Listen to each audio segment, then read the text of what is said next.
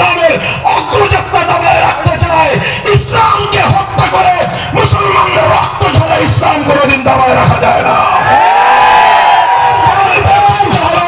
মুসলমানের যত রক্ত ঝরবে, মুসলমান যত কোরবানি হবে, মুসলমান যত খুন হবে, প্রতি ফোঁটা রক্ত থেকে ইসলাম আরো শক্তিশালী হয়।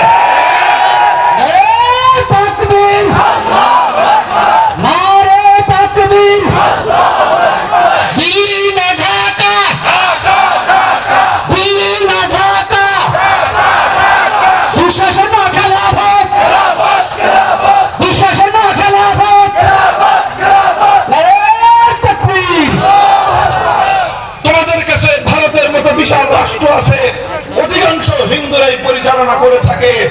ভারত রাষ্ট্রের মধ্যে বৈষম্য করে সেখানকার মুসলমানদেরকে দুই জায়গায় বঞ্চিত করা হয়। প্রথম হলো আদমশুমারিতে মুসলমানদের প্রকৃত সংখ্যাকে ঢেকে রেখে, গোপন করে রেখে মুসলমানদেরকে জাতীয় জীবনের প্রাপ্য ন্যায্য অধিকার থেকে বঞ্চিত করা হয়। সেখানে এখনো দেখা হয় 30 কোটি মুসলমান, প্রকৃত অর্থে প্রকৃত তথ্য যাচাই করলে 50 কোটির বেশি মুসলমান হবে ভারতে রয়েছে।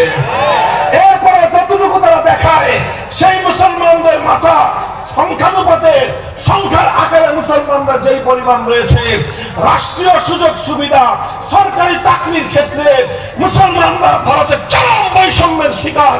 শুধুমাত্র মুসলমান হওয়ার কারণে বাড়িঘর হারাতে হয়, শুধু মুসলমান হওয়ার কারণে বঞ্চনার শিকার হতে হয়, শুধুমাত্র মুসলমান হওয়ার কারণে সরকারি চাকরি জুটে না। মোহতারাম, আজ বাংলাদেশের কথা বললাম না, বাংলাদেশের কথা বললাম না।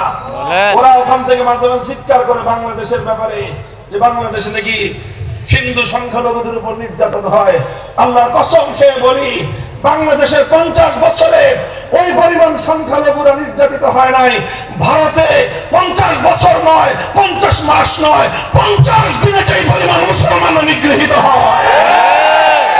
বাংলাদেশে হিন্দুরা সরকারি চাকরির কোটায় যেই পরিমাণ অ্যাডভান্টেজ পায়, সংখ্যানুপাতে যেই পরিমাণ হিন্দু বাংলাদেশে বসবাস করে, বাংলাদেশে 10% হিন্দু থাকলে সরকারি চাকরি করে 20%, ভারতে মুসলমান 30% হয়ে থাকলে সরকারি চাকরি পায় 3%। এগুলো বাস্তবতা, এগুলো পরিসংখ্যান, ডাটা, এগুলো নিয়ে কথা বলেন, দেখেন।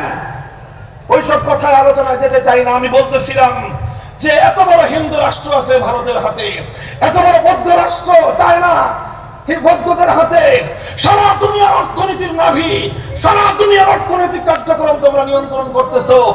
আর পশ্চিমা বিশ্ব খ্রিস্টানদের কথা কি বলবো?